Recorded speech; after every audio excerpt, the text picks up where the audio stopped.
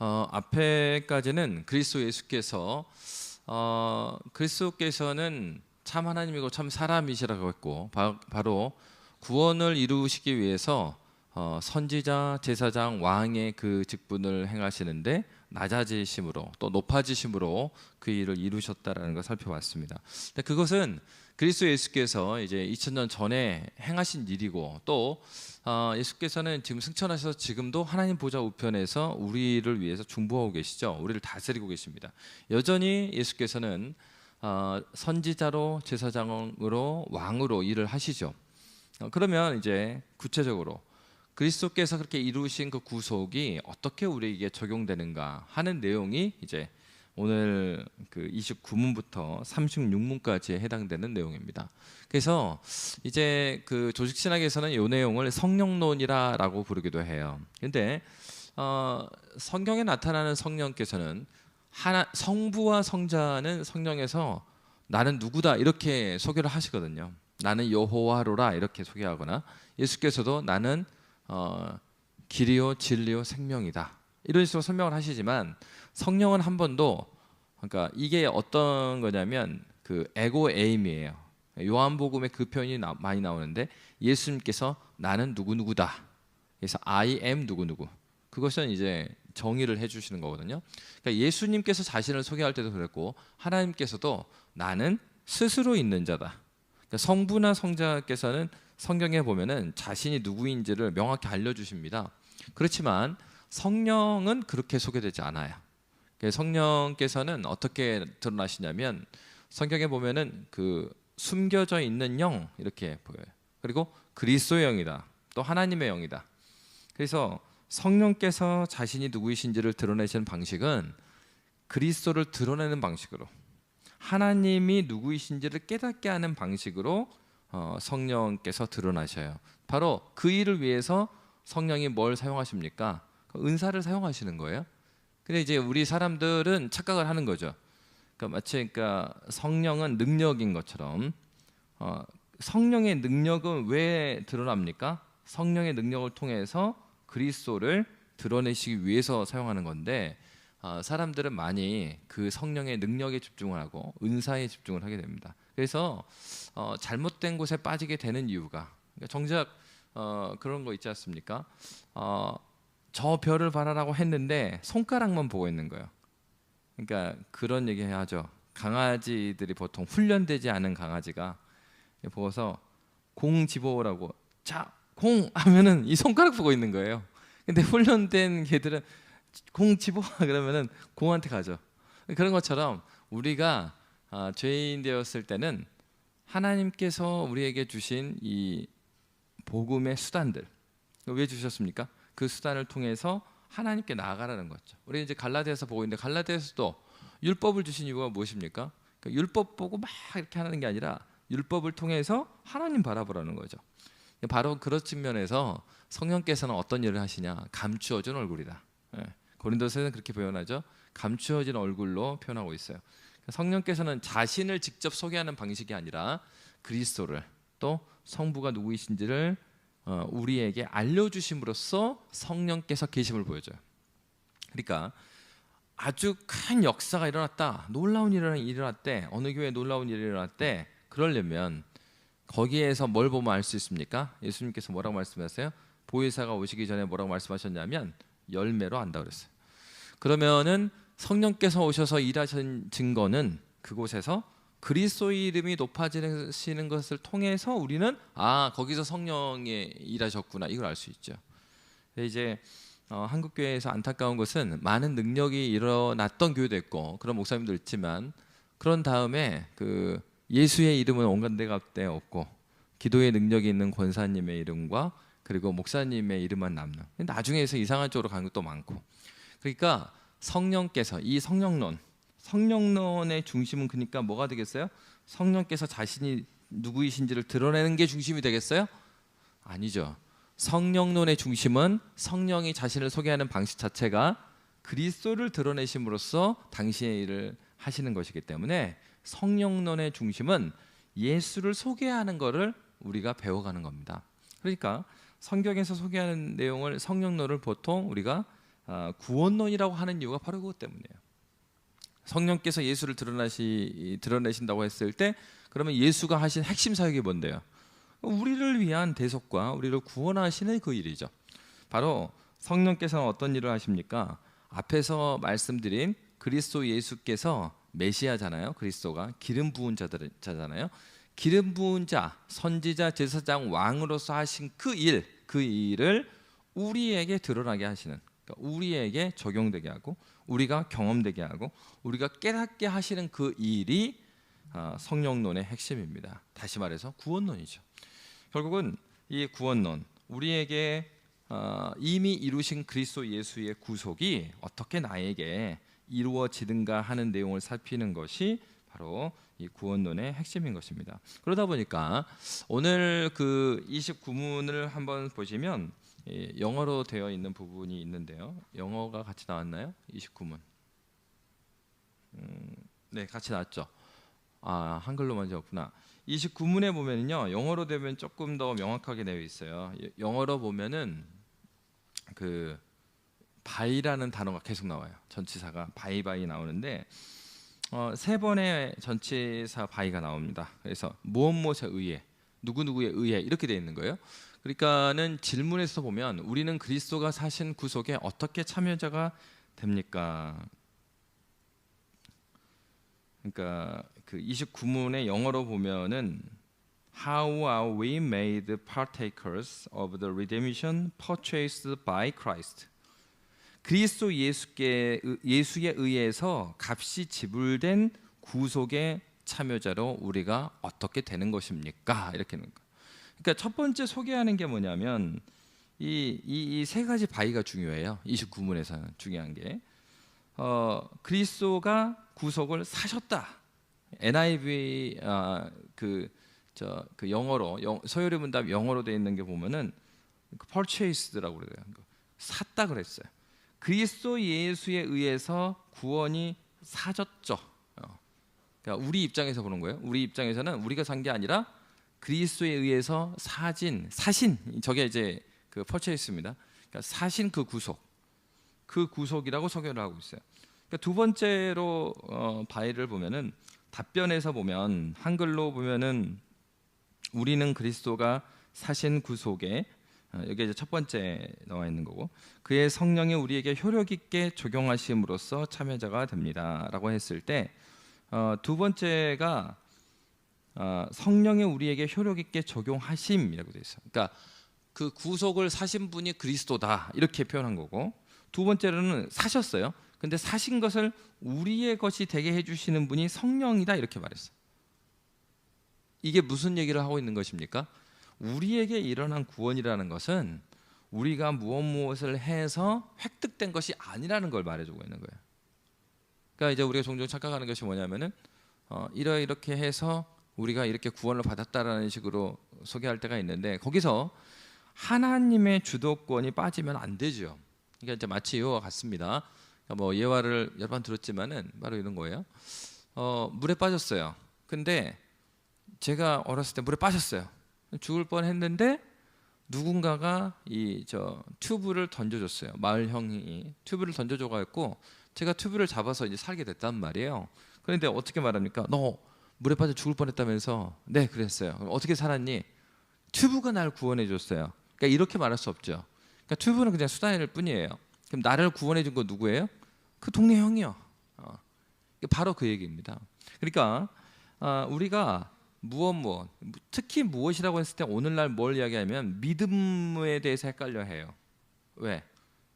어떻게 구원받지? 그럼 뭐라고 그럽니까? 믿음으로 구원받습니다. 그러니까 믿음으로 구원받는다라고 했을 때 그 믿음 그러면 내가 믿음 쪽은 내가 한 거 아닌가? 이런 생각을 하게 된다는 거죠. 근데 거기에서 그 믿음이 어떤 역할이에요? 튜브 역할인가? 튜브. 하나님께서 이미 우리에게 구원을 주셨고 그 구원에 내가 그러면은 그 튜브를 놔요. 그거 죽죠. 근데 튜브를 붙잡아 갖고 살았어. 근데 어떻게 말해요? 어떻게 살았니? 튜브가 날 구원해 줬습니다. 이게 이제 말이 안 맞는 얘기죠. 바로 하나님께서 여기 29분에서 강조하고 있는 것은 바로 그래요. 이 구속 값을 지불했죠. 우리의 죄값을 지불하신 분도 이거 완료하신 분 누구예요? 그리스도세요. 그 지불 완료가 됐어. 그 완료가 된 거 완료가 돼. 값을 지불이 됐고 이제 지불이 됐는데 그게 너한테도 적용이 된다라고 해주시는 분이 성령이시다라고 우리 신앙의 선배들은 고백하고 있는 것입니다. 그래서 영어로 보면 이제 세 번째 바이가 나와요. 마지막에 이제 우리에게 효력 있게 적용하심으로 참여자가 됩니다. 라고 말했을 때 by the effectual application이라고 그랬어요. 근데 그것에 대한 효과적인 적용에 의해서 우리가 어떻게 구원받아요? 성령에 의해 이거를 성령에 의한 효과적인 적용을 by를 두 번을 써요. 그러니까 효과적인 적용에 의해서 우리가 구원받아요.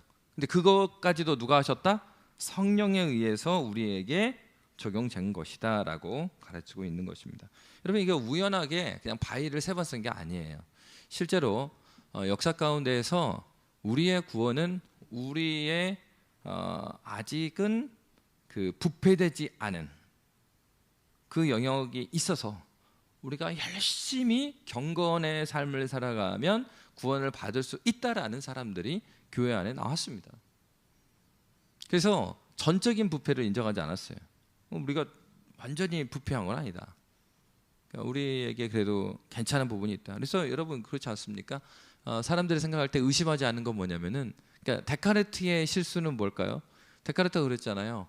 나는 생각한다. 고로 존재한다. 그랬거든요. 데카르트가 더 이상 의심하지 않았던 건 뭐냐면 내가 최소한 생각하고 있는 것 자체는 이건 부정할 수 없는 거 아닌가. 그러니까 생각하는 기능 자체는 굉장히 긍정적으로 봤던 거예요. 그런데 성경은 뭐라고 말합니까? 죄로 인하여서 우리의 오염된 타락한 것은요 부패하지 않은 것이 없다라는 것을 말해요. 그래서 우리가 생각하는 구조까지도 우리가 생각하는 방식까지도 우리는 십자가 앞에서 그 방식까지도 성경은 그렇게 말하는가 생각의 방식을 성경에서 생각하는 방식으로 바꿔나가는 것이 신앙생활이에요.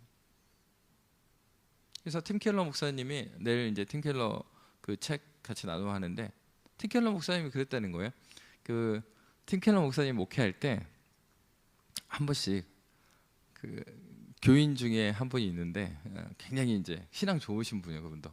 근데 팀 켈러 목사님 모르시는 분이 있을 수 있는데 팀 켈러 목사님이 미국에 있어서 복음주의권에서 가장 설교를 잘하시고 가장 영향력 있게 사역하신 분입니다. 근데 올해 이제 초반에 돌아가셨는데 췌장암으로 돌아가셨어요. 근데 그 뉴욕에서 아주 큰 교회를 도시 그 개척 교회를 해 나가시면서 아주 영향력 있게 사역을 하신 분이에요. 그래서 이제 팀 켈러 목사님이 그 설교를 준비할 시간이 없어갖고 설교를 준비 못할 때마다 그 팀 켈러 목사님이 좋아했던 기독교 작가가 C.S. 루이스였거든요. 그래서 C.S. 루이스를 그렇게 인용을 했대요. 근데 그 성도가 항상 그때를 맞췄대. 오늘 목사님이 설교 준비 안 하셨나 보구나.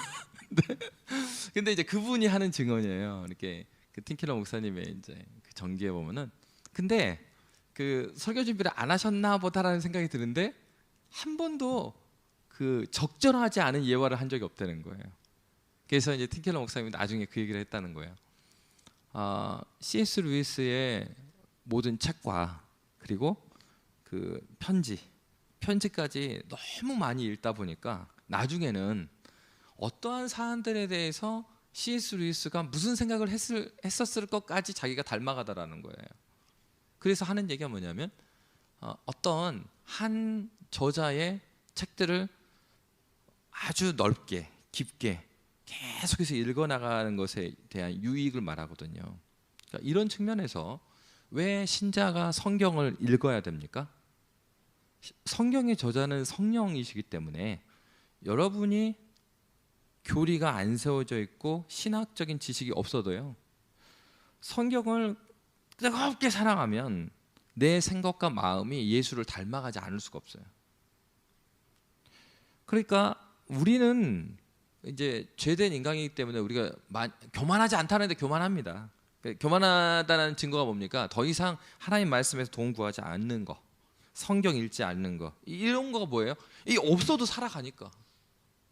그게 더 문제인 거죠. 없어도 사라지는 거야. 그렇게 사는 거예요. 근데 그랬을 때 문제는 뭐냐면 예수 닮아가는 게 불가능해져요. 교회 안에 나오고 세월만 쫙 지나면 점점점 멀어지는데 자신은 그걸 모르죠. 그러면서 제 자신의 기억에는 뭐가 있어요? 내가 옛날에 이것도 수료했고 저것도 수료했고. 그러니까 여러분 뭐 물론 이제 훈련과 교육이 잘 돼 있는 교회 좋은 교회입니다. 나쁜 교회라는 게 아니라. 근데 그런 교회라고 해서 거기에 신앙적인 게으름이 없는가? 있어요. 그러니까 전에 제가 섬겼던 교회도 이미 뭐 저도 교회를 개척한 지 10년 후에 제가 등록을 한 사람이니까 저보다 오래 있었던 사람들 많잖아요. 그분들은 막 그 목사님이 신학교 강의하듯이 막 20명 앉혀놓고 교육을 했으니까 이거 그 루이스 볼코프 그 조직신학 책을 신학교에서 배우거든요. 근데 구역장 정도 진짜 오래된 구역장들은 그걸 다 외우고 있어요, 이 사람들이. 나중에 제가 교육자가 되는데 그러면 제가 그 거기서 그 구역장들 앉혀놓고 우리 교구 교육을 하면은 그 어떻겠어요? 어떨 때는 만족스럽지 않을 때도 많죠. 근데 그럼에도 불구하고 거기에서 하나님 말씀을 찾고 은혜를 받는 사람 굉장히 경건한 분들이에요. 근데 모두 그런 건가? 그렇지 않아요. 어떤 사람들은 되게 교만해. 그래가지고 자기 기억에 교리반도 했고 성화반도 했다 이거야. 교리반도 부목사들이 가르칠 때가 아니라 담임 목사님이 가르칠 때 직접 배운 거야. 그리고 성화반도 담임 목사님이 했을 때 직접 배운 거야. 기독교 강의도 같이 읽고. 근데 현재적으로는 말씀 읽지 않아요. 또 그리고 이렇게 이야기를 해보면 굉장히 교회에 대한 반감이 많아. 그걸 왜 그럴까요?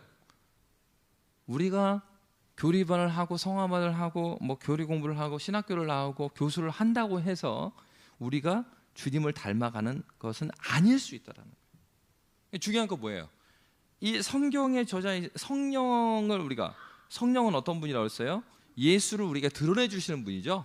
그러면 예수 닮아가려면 성령께서 우리에게 예수를 알아갈 수 있는 방편으로 주신 말씀을 사랑하지 않고는 비결이 없어요. 이거밖에 없는 거예요. 그러니까 말씀을 사모하고 사랑하고 이 말씀에 가까이 하면 나중에는 이게 세월이 가면서 우리의 생각과 사고, 우리의 마음의 태도까지도 그리스도 예수를 닮아가는 거죠. 그러니까 여러분 우리가 어떤 책을 읽고 또 어떤 시간을 우리에게 있어서 할애를 많이 하는가, 이거 굉장히 중요한 것입니다. 그래서 사실 뭐 우리가 그 학생 때나 또 싱글 때는 가능할지 모르는데 이제 애들을 키우다 보면 정신이 없긴 없어요. 그런데 일주일에 1시간 정도는 시간을 내서 뭘 살펴봐야 되냐면은 내가 한 주간 동안에 내 시간표를 한번 종이에다 쭉 써볼 필요가 있어요. 우리는 그냥 관념적으로 어떻게 생각하냐면은 야, 남들보다 내가 교회를 많이 가고 남들보다 줌으로 새벽에도 말씀 보고 그러니까 내가 하나님과 시간을 많이 갖는다고 생각할지 모르지만 그냥 백지에다가요 한번 쭉 써보잖아요. 절대적으로 시간이 부족할 가능성이 훨씬 많아요. 하나님과 같이 있는 시간이 없는 거예요. 그러니까 주님 닮아가는 것은 사실 어려운 얘기죠. 그러니까 이미 종교개혁 이후의 시대에도 사람들 중에 자신들의 생각, 이성, 이거는 이제 그 가능성이 있는 거죠. 타락하지 않은 지점이 있고 내 생각들은 건전하다, 합리적이다 라고 생각하는 사람들이 있었어요. 그러면서 어떻게 생각하는 거예요? 복음의 강조점을 무너뜨리는 거죠. 하나님께서 주신 은혜가 필요한데 은혜가 와서 은혜가 효과를 발휘하려면 우리가 열심히 노력하면 그런 결과를 낼 수 있다라는 움직임들이 이제 있었어요. 한국 교회는 어떤 건가? 한국 교회는 굉장히 경건주의적인 영향을 많이 받았습니다. 경건주의가 다 나쁘진 않아요. 그러나 역사 가운데서 경건주의가 가장 크게 이제 발흥하였던 데가 이제 요한 웨슬레를 통해서 이제 감리교회에 태동이 됐던 그 시대에 가장 이제 크게 경건주의가 영향을 미쳐요. 왜 그랬었냐 하면 당시의 교회가 굉장히 지성적인 교회가 됐어요. 그래서 교회가 뜨겁지가 않아 옛날처럼. 이런 부분들을 이제 변화시키기 위해서 어떤 게 모토가 됐냐면 그 교리는 중요하지 않고 말씀이 중요하다. 실천이 중요하다.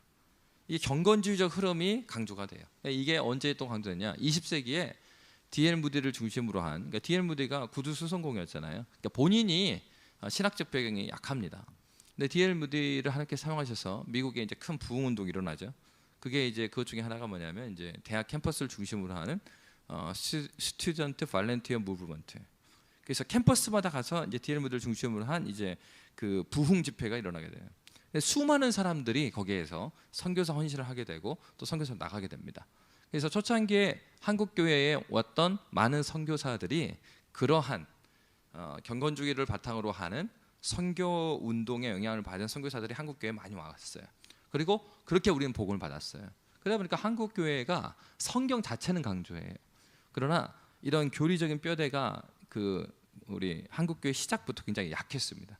더군다나 그나마 한 70년대까지는 교회가 뭐 이제 장로교회 이런 데는 소요리 문화 가르쳤었어요, 교회에서 원래. 근데 80년대쯤 되니까 이제 소요리 문화를 이렇게 막 가르친 교회는 부흥이 안 되는 거예요. 그리고 그 온누리 교회 또 사랑의 교회처럼 선교단체 거를 교회에 도입한 제자화를 도입한 교회들은 부흥이 막 되는 거예요. 그때부터 해서 한 90년대 이제 2000년대 되니까 대부분의 교회는 이제 교리를 가르치지 않기 시작합니다. 그러면서 한국 교회에서 상당 그렇게 그러니까 80년대의 대학생이었던 많은 사람들이 이제 교회에 대거 유입이 되죠. 그러면서 교회 분위기가 교리는 중요하지 않고 말씀, 그다음에 실천 이게 강조가 되는 교회가 자리 잡게 돼요. 그러다 보니까 2000년대 이후가 되니까 한국 교회에 어떤 일이 발생하냐면 이단들이 자유롭게 일하는 교회가 돼버린 거예요. 그래서 그 전에는 사실 그렇지 못했어요. 그런데 2000년대 이후가 되니까 이단들이요 교회 전체를 그냥 이단으로 데려가는 일들이 속속속속 드러나요. 제가 사역했던 옆에 교회도 한 교구 통째로 그 교구 부목사가 신천지였어요. 거기를 통째로 데려 나가버렸어요. 40명이 넘는 교회인데 근데도 몰랐어요. 담임 목사님도 모르고 거기 장로님들도 모르고. 근데 이미 그 교구의 장로 권사는 다 신천지가 됐어요. 그리고 그 목사부터 해가지고. 왜 그렇습니까? 신앙의 뼈대 이거가 약해지는 거예요. 그러니까 우리가 하나님의 말씀을 많이 알아간다는 거는 예수가 누구인지를 정확히 알아가는 거예요. 그리고 예수가 누구인지 정확히 알아가려면 지적으로만 알아가는 것뿐만 아니라, 그러니까 80년대에는 어떠한 이단도 나왔냐면 예수님에 대해서 인포메이션에 대해서 공부하는 건 좋아하는데 이런 그 영적인 세계는 무시하는 사람들이 또 그 캠퍼스 중심으로 나왔어요. 지성인들 중심으로. 그래서 어떤 교회냐면은 교회 가는데 맨날 스터디만 하는 거야. 여러분 스터디 열심히 하면 예수 만납니까? 아니에요. 논리력은 막 개발이 될지 모르는데 그렇다고 해서 예수님 만나는 건 또 다른 차원인 거예요. 양극단의 일들이 한국교회에 있었던 거죠. 성령께서는 어떤 일을 하셔요? 우리 지성으로만 하나님 알아가는 게 아니죠. 하나님 어떻게 알아갑니까? 전인격적으로 하나님 알아가는 거예요. 전인격이다. 인격이면 뭔데요?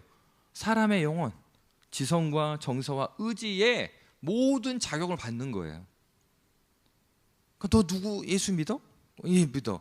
너 누군지 알아? 그럼 이 지적인 부분에 있어서도 알 뿐만 아니라 성경에서 히브리어에서도 알다라는 단어가 경험적인 요소가 빠지지 않잖아요. 그러니까 영적인 측면에 있어서 주님을 인격적으로 만났다라는 것에 대해서도 무지하지 않는 거예요. 그럴 뿐만 아니라 우리의 정서의 문제도 하나님의 말씀에 의해서 우리의 정서를 다스릴 줄 아는 건강한 그리스도인들이 자라간다. 누가 일하실 때? 성령께서 일하실 때예요. 그러니까 29문은 바로 그 얘기를 하는 겁니다. 이미 이루신 그리스도 예수의 그 구원, 십자가의 그 은혜를 나의 것이 되게 해주시는 분이 누구냐? 이거 전적인 하나님의 은혜라는 것을 29문이 가르쳐주고 있어요. 그러면 30문은 그 전적으로 삼위 하나님께서, 성부께서는 성자를 보내셨죠.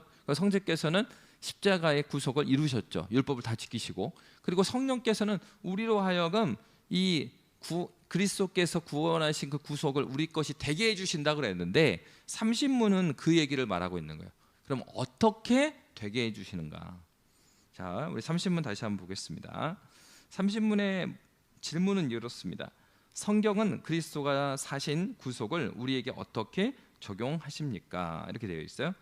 그러면서 답을 보면 첫째로 성령은 그리스도가 사신 구속을 우리 안에 믿음을 일으키심으로써 이렇게 되어 있습니다. 그래서 에베소서 우리가 읽었죠? 2장 8절 9절의 말씀에 보면 너희는 그 은혜에 인하여 믿음으로 말미암아 구원을 받았으니 이것은 너희에게서 난 것이 아니요 하나님의 선물이라.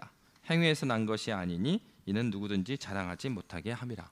여러분, 이 말씀은 우리가 너무 많이 외우기도 하고요, 듣기도 했습니다. 근데 이제 여기서 이제 질문이 들어가는 거예요. 그 에베소 2장 8, 9절 잘 보세요. 여기에서 우리의 구원, 성도의 구원이 자, 은혜와 믿음 중 무엇으로 인한 것입니까? 이렇게 질문을 받을 때 8절을 보면서 어떻게 답변을 하시겠어요? 네, 질문의 함정이 좀 있는데 말 그대로 성경에 나온 대로 그 은혜에 의하여 믿음으로입니다. 그러니까 두 가지 다 이야기하는 거예요. 하나님의 은혜로 구원을 주신 게 맞아요. 그런데 믿음을 통하여 주신다라는 거예요. 근데 여기서 바로 말하는 게 믿음이라는 건요, 수단을 이야기합니다. 주권적으로 이 은혜를 우리에게 주시는 분은 하나님이세요. 그런데 말 그대로 믿음은 아까 튜브 같은 거예요. 물에 빠졌는데 튜브를 붙잡은 거, 그렇다고 해서 튜브가 나를 구원했다고 말하지 않거든요. 믿음을 가져라. 안 믿어져요. 안 믿어져요. 근데 언제부턴가 내가 믿어져. 그럼 내가 믿은 거예요? 아니에요. 믿어지게 하신 성령의 일하심 때문에 내가 믿어지는 거예요. 그러면 어떻게 믿어지냐? 성경에서 뭐라고 말하고 있습니까? 전파하는 자가 없이 어떻게 듣겠느냐? 믿음은 어디서 나는 거예요? 믿음은 들음에서 난다는 거예요. 들음은 어디서부터 나오는데요? 하나님의 말씀으로부터 나오는데. 그러니까 하나님 말씀이 증거되고, 증거하는 자가 그럼 있어야 되겠죠. 증거하는 자가 있어서 하나님의 말씀을 증거하고, 그 증거된 말씀을 들음으로써 그가 믿음이 생긴 거예요. 그래서 하나님께서 이 일을 하시죠. 근데 우리가 이렇게 표현하죠. 주님을 알고 나면 어떻게 이야기합니까? 신앙이 깊어졌어, 이렇게 말하지 않아요? 어떻게 예수 믿게 됐어요? 저는 이 권사님이 전도해서 예수를 믿게 됐습니다. 근데 신앙이 깊어져서 어떻게 하면 하나님께서요 이 권사님을 보내셨어요, 이렇게 표현을 해요. 내가 구원받았는데 누구 때문에 구원받느냐? 이 권사님이 구원받아서, 그거 맞는 얘기야, 틀린 얘기는 아니야. 근데 그 얘기는 이 권사님의 큰 능력이 있었다는 얘기는 아니죠. 거기에서 나타난 이 권사님 누구예요? 전파하러 간 사람이에요. 그도 뭐만 전파하면 돼요? 예수만 전파하면 돼요. 그래서 여러분, 전도 현장에서 항상 전도 교육할 때 항상 주의점을 두는 게 있어요. 가서 모든 답변할 필요 없다. 그분이 말하는 거 들어주는 게 괜찮은데 요령을 가르쳐 주죠. 그 질문은 요거 복음 다 전하고 그 다음에 이야기해 봅시다. 왜요? 이 사람한테 복음에 일하시는 적용이 일어나려면 성령께서 그냥 일하시는 게 아니라 뭘 사용하시니까요? 이 말씀을 사용하시니까. 그러니까 우선은 내가 말씀을 전하는 게 중요한 거예요. 물론 이제 그렇다고 해서 막 말을 다 자르고 무례하게 하라는 건 아니죠. 그러니까 복음이 전해지고, 그럼 복음이 전해지면 나의 말 주변하고 상관이 없죠. 내가 먼저 그 말씀에 대한 확신을 가지고 말씀을 전하면, 그러면 일은 성령께서 하시는 거예요. 그거를 전하는 나도 성령을 신뢰하는 거죠.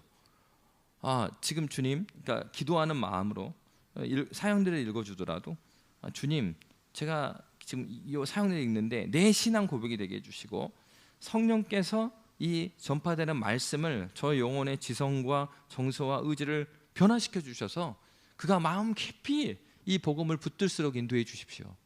그러니까 전도의 현장에서 내가 전도를 하고 있죠. 근데 궁극적으로 누가 하시는 거예요? 내가 변화시킨 거예요.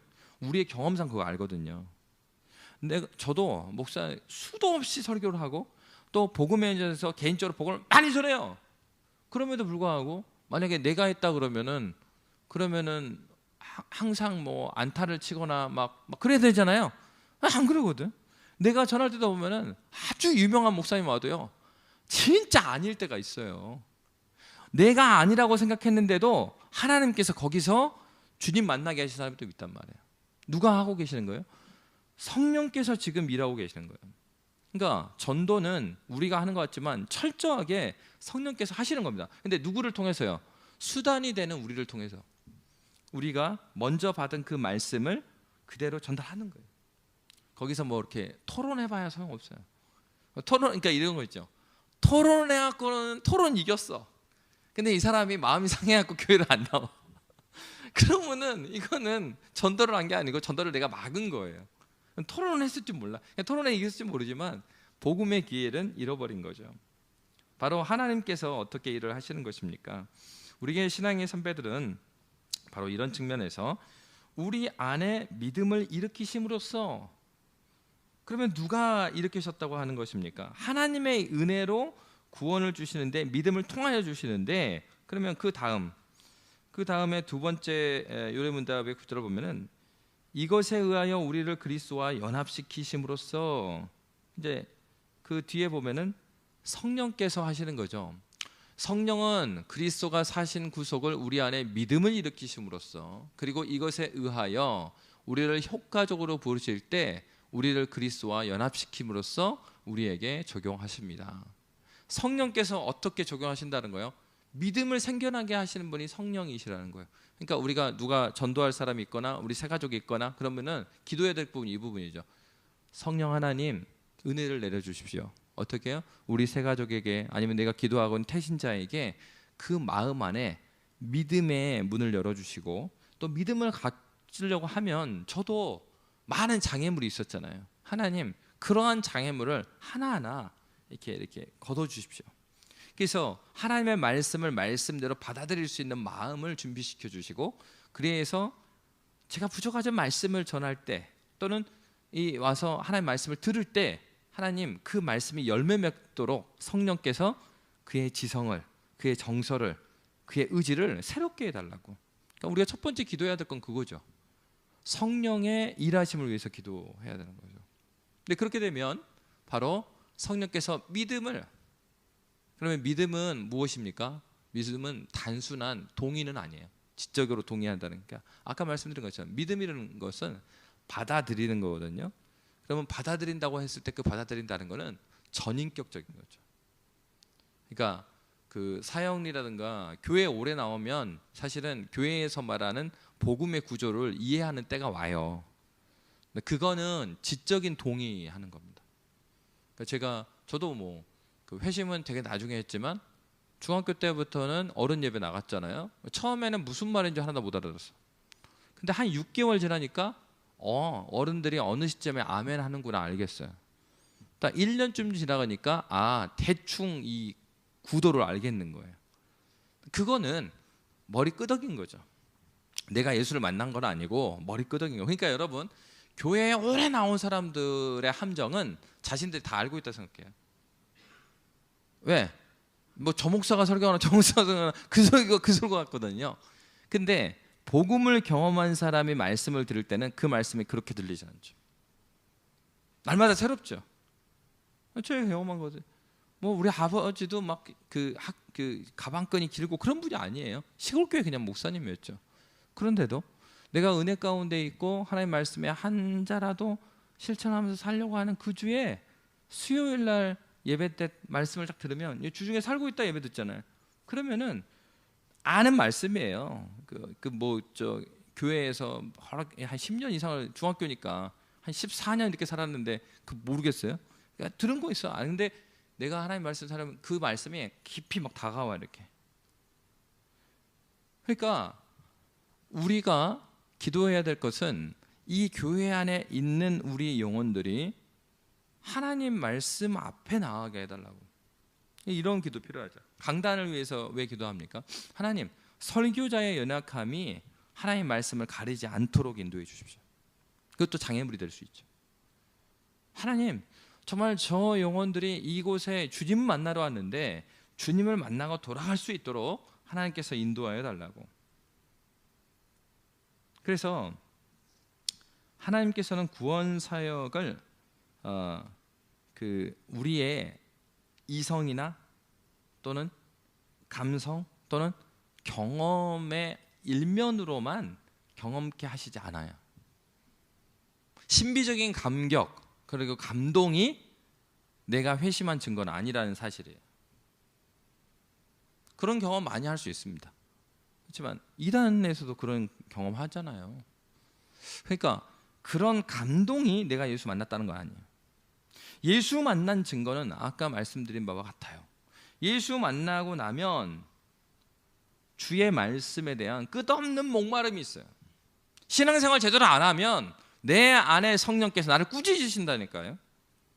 근데 그런 게 전혀 없어. 그러면 100% 예수 만난 적이 없는 겁니다.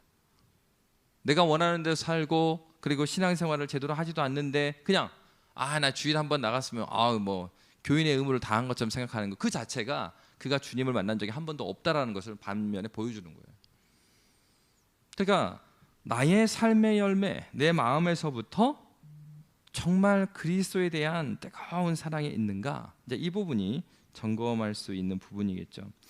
근데 분명한 거는 구원을 은혜로 말미암아 믿음으로 구원에 이르게 하시는데, 그 은혜를 주시는데 도구로 삼는 것이 믿음이라는 사실이에요.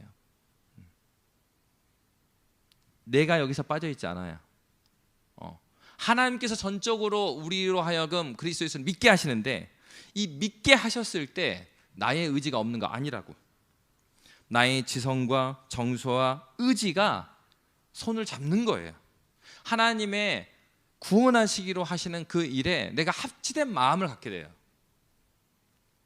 그러니까 그리스도 예수를 믿음으로 말미암아 믿게 된 사람의 특징은 하나님의 행하신 일에 자신을 빼지 않습니다. 영광은 하나님께 올려드려요. 그러나 신자로서의 마땅한 의무를 뒤로 내던져버릴 수 없어요. 분명히 이 구원은 주권적으로 삼위 하나님께서 행하시는 것입니다. 그리스도께서 이루신 그 구원을 우리에게 적용하시는 분은 성령이십니다.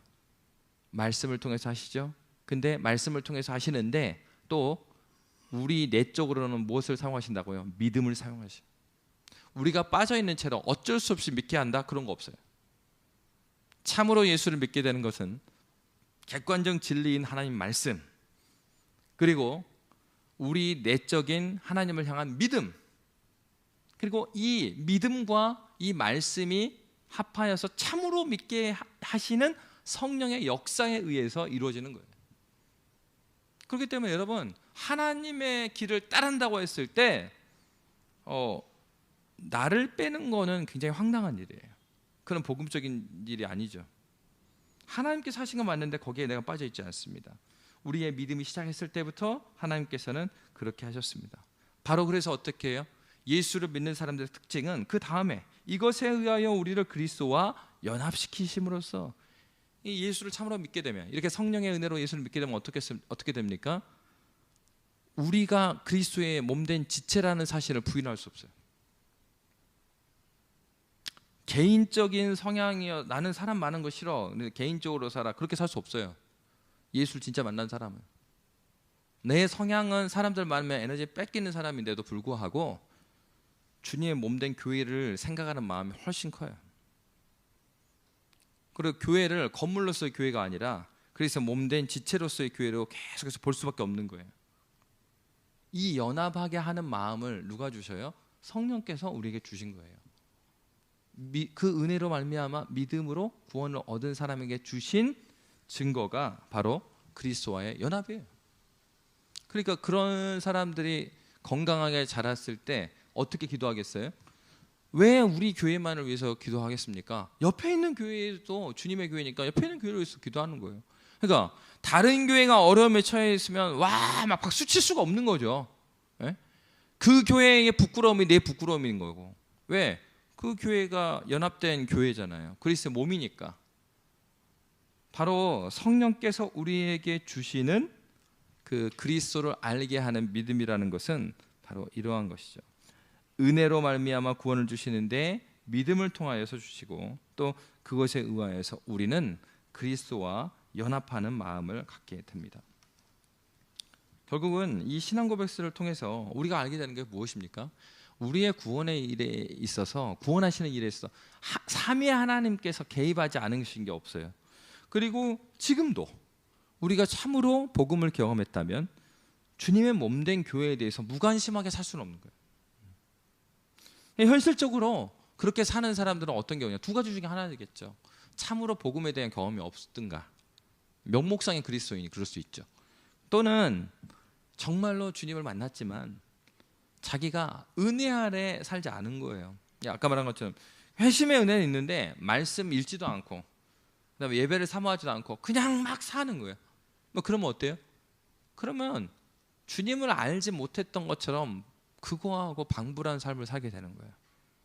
그러니까 우리가 기도해야 될 바가 무엇이겠습니까? 교회를 위해서 기도할 때 하나님, 성령께서 오늘도 그 구원하신 일을 멈추지 마시길 원합니다. 왜? 주님이 오신 이유가 그거니까. 그리고 하나님께 교회를 세우신 이유가 그거니까. 그럼 우리 기도할 거, 하나님, 이 교회에 생명 낳는 일이 멈추지 않게 해주세요. 그 왜 새 가족 오는 일이 감사한 일입니까? 진짜 주님을 전혀 알지 못하는 사람이 막 등록을 해요. 그거 자체가 우리에게 하나님께 소망을 주시는 겁니다. 더 큰 게 우리가 생각해야 되는 게 뭐냐면, 재정적으로는 빵빵해 교회가. 더 이상 하나님께서 거기서 예수 믿는 사람을 보내지도 않고 그 교회에 주님을 못 만났던 사람이 예수를 만나는 일도 없는 거예요. 그게 무엇입니까? 하나님께서 더 이상 그 교회를 사용하지 않고 있다는 거예요. 우리가 관심을 가져야 되는 게 뭐겠어요? 주님, 이 교회에 이렇게 주님을 전혀 모르는 사람을 보내주는 것을 보니 주님께서 우리를 쓰고 계시는군요. 뭐 감사한 거죠. 그럼 우리 당당하게 하나님께 기도할 수 있는 거예요. 주님, 아니 이 사람들을 양육하고 먹이려면 아니 교육자가 필요하고, 아니 그런 공간이 필요한데, 하나님, 주의 양들을 섬기는데 하나님이 재정을 채워주세요. 책임지셔야 될 거 아니에요. 주님이 양을 보내셨으면 이렇게 기도할 수 있는 거예요. 만약에 그런 생명들이 안 보내주셔, 그러면 그거 놓고 기도해야죠. 하나님, 이게 무엇입니까? 잉태하지 못하는 여인처럼 이 교회가 이제는 주님이 세우신 기능이 전혀 없어졌군요. 근데 그거를 이제 통탄해야 되는 거죠. 우리가 기도해야 되는 초점이 달라지는 거죠. 복음을 이해하면 삼위 하나님께서도 그 일을 포기하지 않고 그 일을 하시는데 지금 그 일에 이 교회가 쓰임받고 있잖아요. 그러면 그것이 너무나 감사의 제목. 하나님께서 지금도 이 교회를 통해서 일하고 계시는구나. 그렇다면 여러분, 우리가 힘이 들어도 우리에게 세워져 있는 직분, 교사, 우리에게 맡겨준 그 사역들 계속할 수 있는 이유가 여기 있는 거 아니에요? 삼위 하나님께서도 그 일을 하시고 그 일을 포기하지 않은 증거가 우리 앞에 있잖아요. 그렇다면 이거 포기하지 않고 이 일들을 계속 해나가야죠. 그리고 우리에게는 당위가 있어요. 하나님, 당신의 생명을 위해서 이 교회를 살리십시오. 주님의 일이 이루어지고 있습니다. 바로 하나님께서는 지금도 그의 구원의 일을 삼위 하나님께서 포기하지 않으셨고 지금도 일하고 계십니다.